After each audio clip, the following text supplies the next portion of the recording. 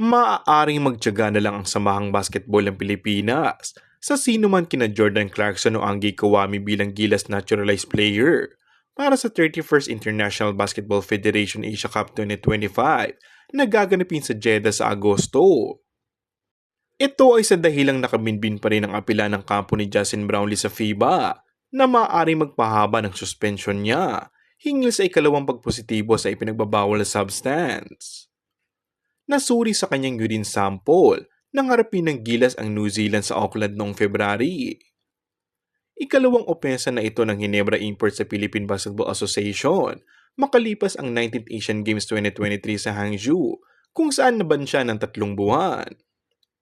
Sa isang ulat nitong Biyernes, ayon sa source, ay mapipilitan si National Coach Tim Cone na pagtiisan si Kawami o makipag-ugnayan muli ang Gilas kay National Basketball Association player na si Jordan Clarkson na kasalukuyang manlalaro ng Utah Jazz upang mapansamantalang palitan si Brownlee. Idinagdag ng source na wala pang tugon ng World Cage Body sa apela habang paigsi ng paigsi ang panahon dahil nakatakda na ang FIBA Asia Cup sa Saudi Arabia sa August 5 to 17.